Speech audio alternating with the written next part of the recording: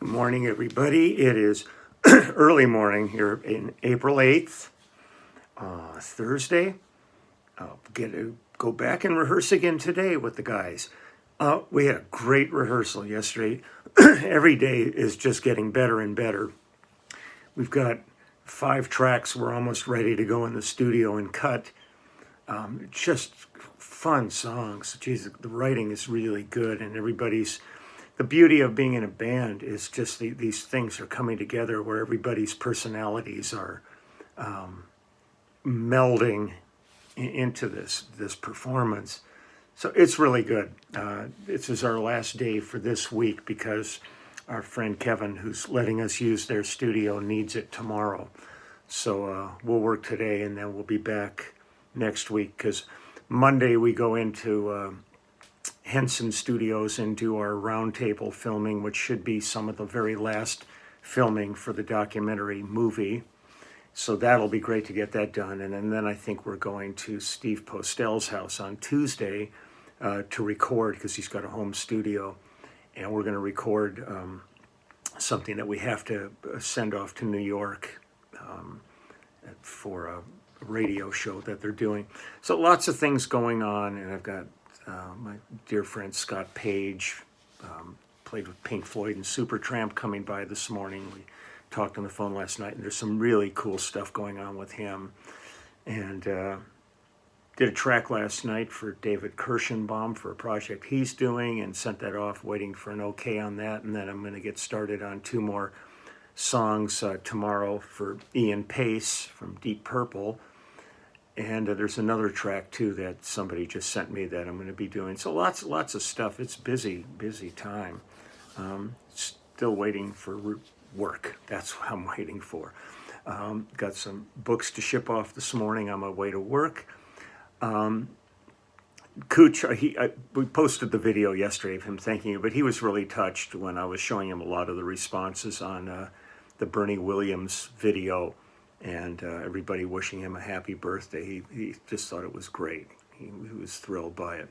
He's a good cat, good guy, man. I love Cooch dearly. But so, speaking of Bernie Williams and doing that, and just how interesting it was, because so many people's expectations are always like, yeah, sure, baseball player, whatever, whatever, race car driver, actor, how good can they be? And then they come in and they're amazing. I mean, it's like earlier on, I posted some stuff by Katie Seagal. I mean, she, from Married with Children and all kinds of TV shows and stuff. But she's a great singer. She was one of the background singers with Bette Midler and the Harlettes. And there's so many people that have talent in other areas besides the one that they necessarily get known for. Sometimes it's just the thing that launches the first is what you become known for, but you might have been pursuing something completely different or had aspirations in that early on, and things just change. So with Bernie, I mean, he had spent all his education in Puerto Rico studying music, and there he ends up being one of the great ball players of the generation. And so you just never know. So I thought I'd stay on that trajectory today because last year, it's been about a year now, probably over a year since we cut this album. I mentioned it briefly yesterday. CP, copious notes. I did Lauren Harriott, who produced the Bernie Williams album, and we also did like Scott Spezio, Bronson Arroyo. There's a whole bunch of ball players that really enjoy music, because my first exposure to doing that was when the Dodgers won the World Series in '81, and we went in the studio and cut Queen's We Are the Champions with the guys from the Big Blue Wrecking Crew. And that was a kick. But so Lauren gathered us all back together to do this album. And the artist on this, let me get this all together here, is Stephen Brault. And we did this album it's called A Pitch at Broadway. And Stephen has gone through a couple things, but he's settled in. He's a bullpen pitcher for the Pittsburgh Pirates, and I think Stephen's got to be about 29, maybe 30, something like that. But when he was in college, he majored in vocal performance and theater arts.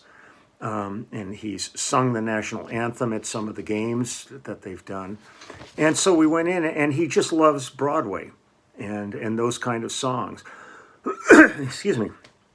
So we ended up just doing a whole album of Broadway songs with him. And it was great because we'd be in the studio and he would have, the full conductor's score in front of him and going through it and could talk music to the band. It wasn't just kind of sitting on the sidelines. He wasn't benched. He was in the game.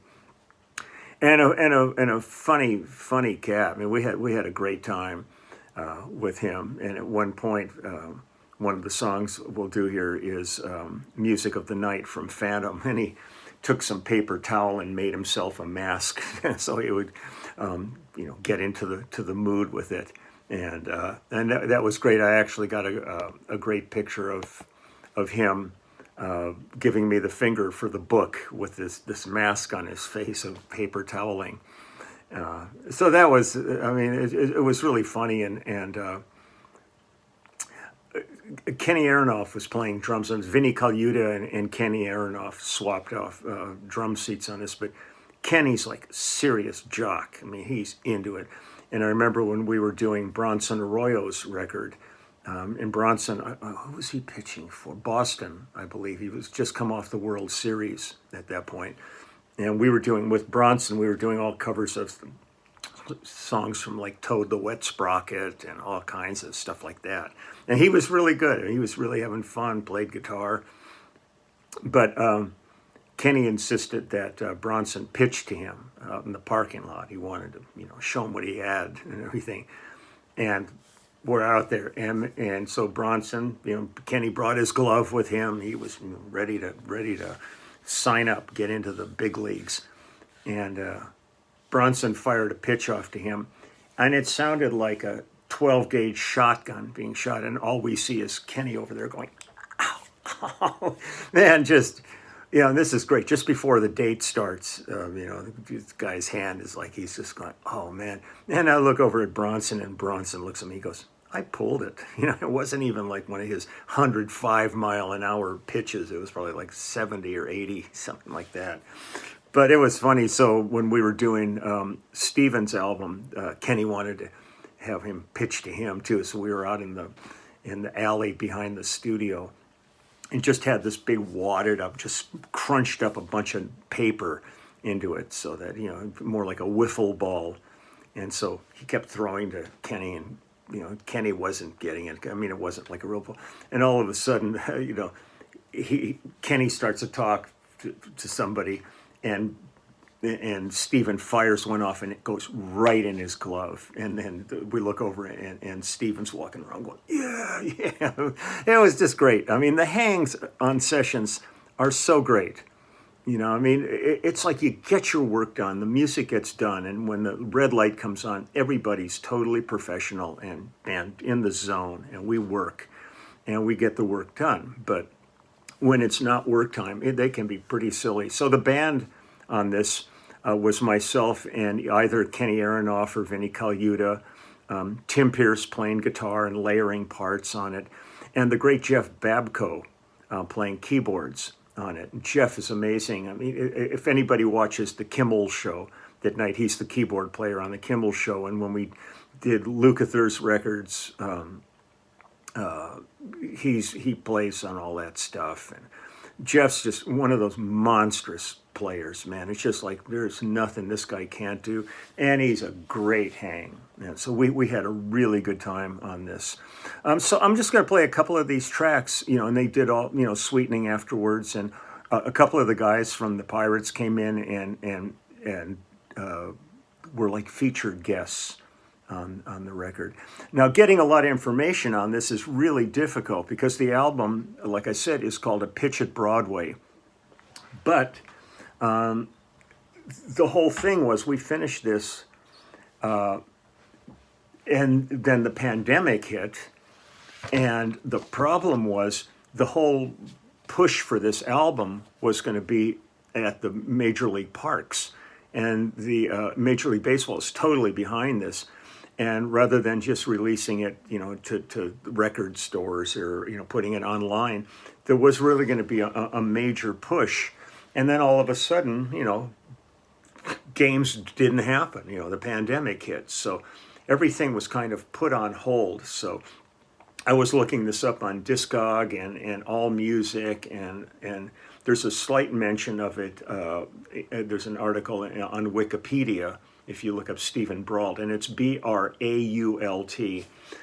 But so at some point when the parks really open up again, this is probably going to then get its impetus and push going.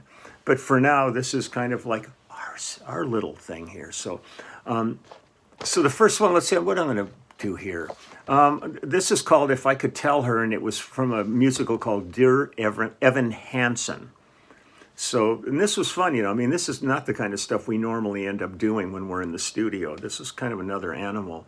And it was a lot of fun just, listening to the original Broadway productions of it and then putting charts together to go down that road.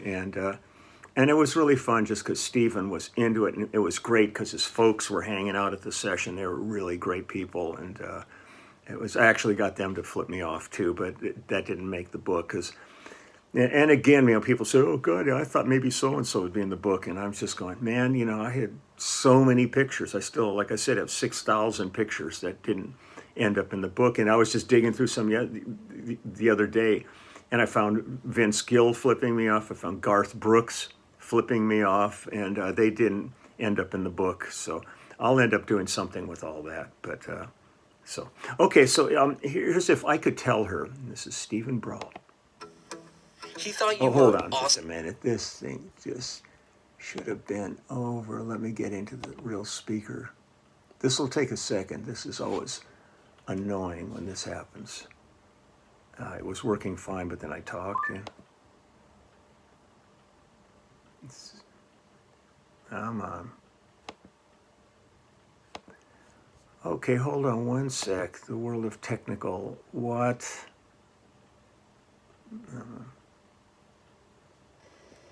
PG&E customers, Okay. if you're concerned about your power getting shut off, you might want to watch this. Right now, as of this, qualified to erase your PG. He thought you were awesome. He thought I was awesome? My brother? Definitely. How? Well, he said, there's nothing like your smile, sort of subtle and perfect and real. And he said, you never knew how wonderful that smile could make someone feel. And he knew whenever you get bored, you scribble stars on the cuffs of your jeans. And he noticed that you still fill out the quizzes that they put in those teen magazines. But he kept it all inside his head. What he saw, he left unsaid. And though he wanted to, he couldn't talk to you. He couldn't find a way. But he would always say, if I could tell her everything I see. If I could tell her how she's everything to me, that we're a million worlds apart. And I don't know how I would even start if I could tell her. If I could tell her. Did he say anything else? About you? Never mind, I don't really care anyways. No, definitely. It's just, he said so many things. I'm just trying to think of the best ones. He thought You looked really pretty, it looked pretty cool when you put indigo streaks in your hair. He did? And he wondered how you learned to dance like all the rest of the world isn't there. But he kept it all inside his head. What he saw, he left unsaid. If I could tell her everything I see. If I could tell her how she's everything to me. But we're a million worlds apart, and I don't know how I would even start if I could tell her. If I could tell her, but what do you do when there's this great divide? He just seems so far away. And what do you do when that distance is too wide? I don't know anything. How do you say I love you? I love you. I love you. I love you. But we're a million worlds apart, and I don't know how I would even start if I could tell her. If I could.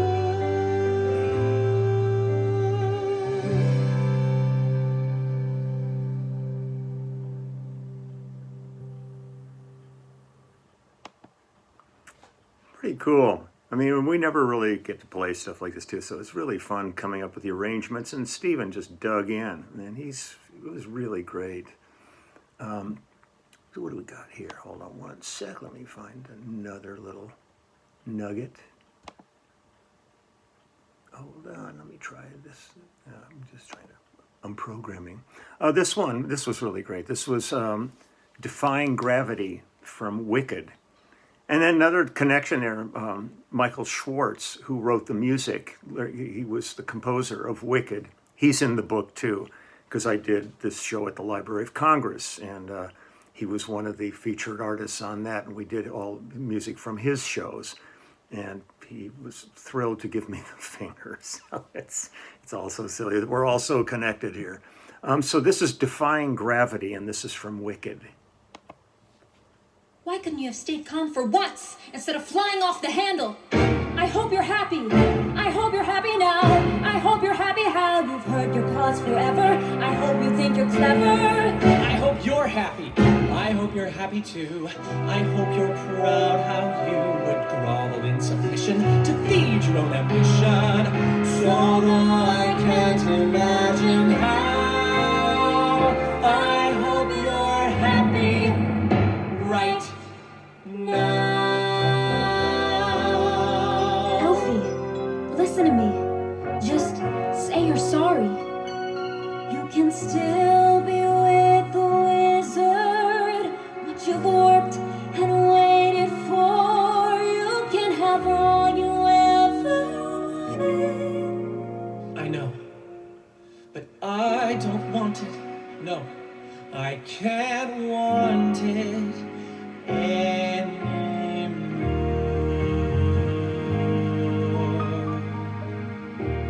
Something has changed within me. Something is not the same. I'm through with playing by the rules of someone else's game. Too late for second guessing. Too late to go back to sleep. It's time to trust my instincts, close my eyes, and leave. It's time to try defying gravity. I think I'll try defying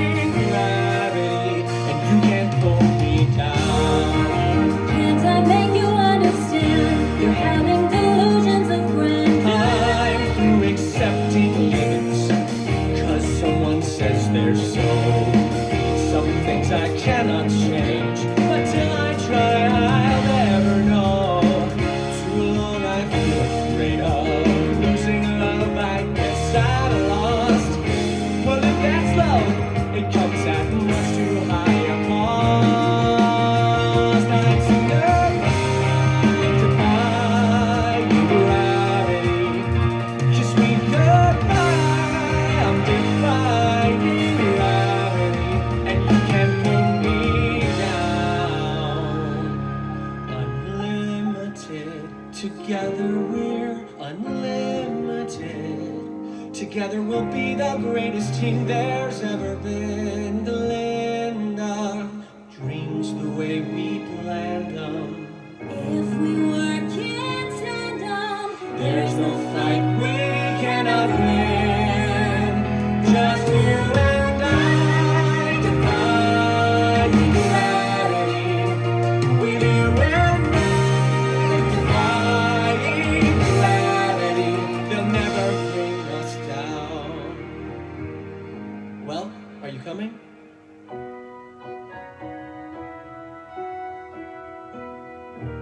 I hope you're happy now that you're choosing this. You too. I hope it brings you bliss. I really hope you get it and you don't live to regret it. I hope you're happy in the end. I hope you're happy, my friend.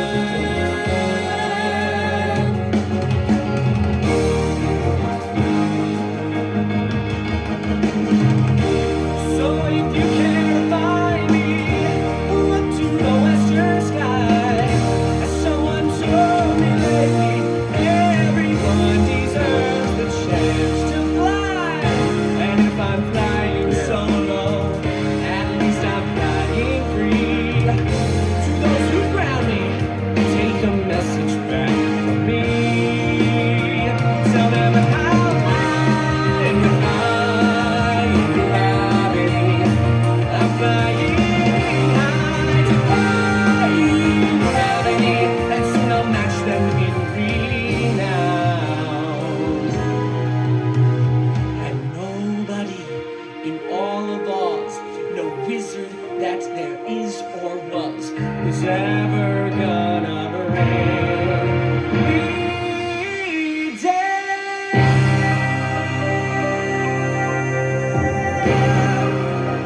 Bring me down.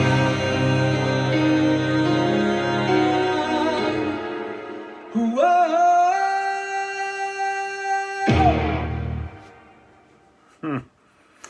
I have to apologize that I could not find who the female voice was on these, because that her vocals were done after our basic tracks. I mean, Stephen sang on the basic tracks with us, but then the duets were, done after the band left. And so I apologize if I find out, because she sings great, and I wish I knew. But just fun, it's just another animal here that we're getting to experience. And that's the beauty of studio work, is you just never know what you're going to get into. And this one everybody knows. This is just really beautiful. This is from Phantom, the music of the night. And it was fun because these tracks are live. I mean, we did all the arranging. Jeff Babco really did an incredible job of, we were sitting there and he was like taking down like all of the original stuff and just putting it together, and then we just jumped all over it. It was really amazing. Just come out after a few days and have a whole album's worth of pretty amazing, arrangements and stuff. So here's Music of the Night.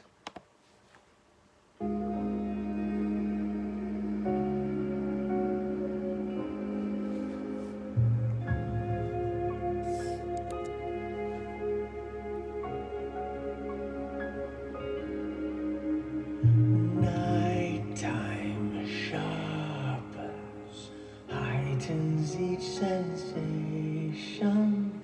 Darkness stirs and wakes imagination. Silently the senses abandon their defenses.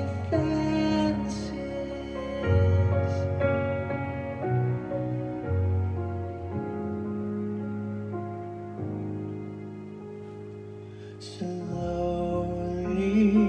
gently, night unfurls its splendor. Grasp it, sense it, tremulous and tender.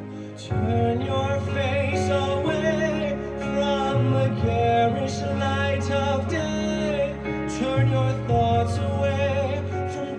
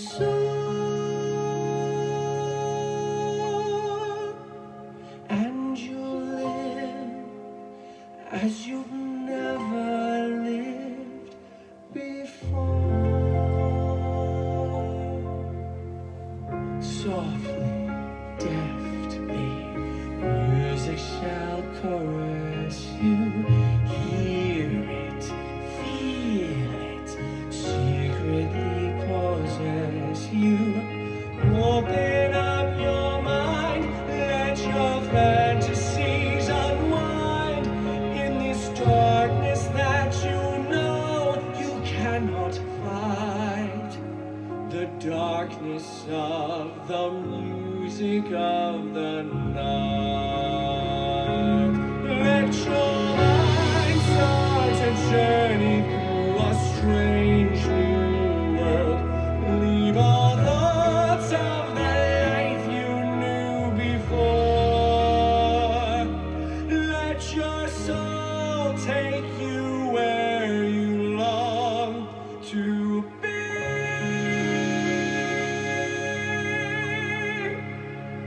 Only then can you belong to me. Floating, falling, sweet intoxication. Touch me, trust me, savory sensation. Let the dream begin. Let your darker side give in to the power of the music that I write. The power of the music of the night.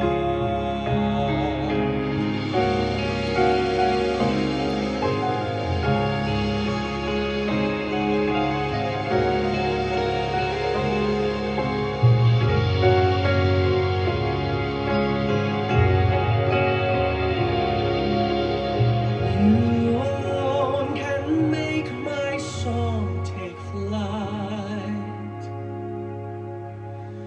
Help me make the music of the night.